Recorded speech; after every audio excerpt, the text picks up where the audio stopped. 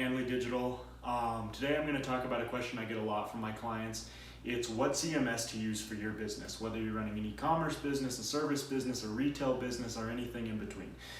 I get this question asked almost daily by clients, and I have many times over the years.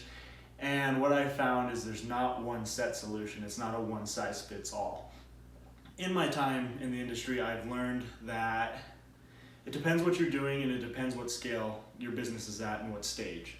What I mean by that is Shopify might work for you if you're a new e-commerce business coming to the scene, looking to get your feet wet and having a lot of options and tools and marketplaces available to you. Versus as if you're an established e-company, you've been in the game for a while, you've carved out your niche, you're doing reoccurring revenue, you have employees under you, and you have specific needs. You might want to choose something a little more open source and get a custom coded website, whether that be like PHP or Java or Python or what have you. So that's what I mean when it's not a one size fits all, because there's so many different options on the internet and it makes it very confusing and they're all very differently priced, and it makes it a very tough time, especially if you're not the most tech savvy business owner. That being said, I've seen businesses that grow several $1 million a month that still use BigCommerce or Shopify or stuff like that. So it really comes down to your needs and what you're doing in your particular niche. And then I know other businesses, for example, one of my business partners down in Scottsdale, she is in the marketing game as well, and she runs an agency in a certain niche.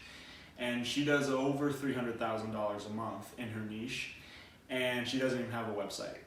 She literally does not have a website. So it really comes down to what your needs are and you as an individual and your business, because there's people who have the best websites in the world, custom, that cost hundreds of thousands of dollars to put together, custom software, all that kind of stuff. Like, for example, something that I use for one of my software businesses is completely made from the ground up, versus there's businesses that do hundreds of thousands of dollars a month, if not millions, that are literally using cookie cutter, not so much cookie cutter, but more normal, standard, mainstream CMSs.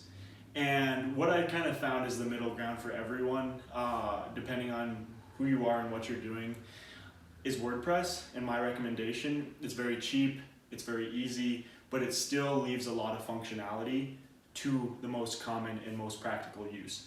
So what I mean by that is it can fill a lot of slots. There's literally hundreds of thousands of plugins. It's a very open source community.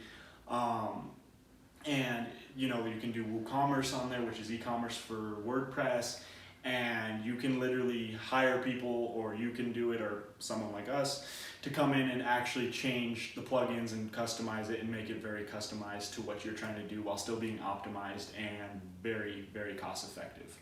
So that's kind of my 2 cents on CMS. It's not a one size fits all, but 9 times out of 10, depending on what you're doing, you'll find a solution in WordPress that's not going to break the bank. Hope this video was helpful for you guys. Looking forward to more.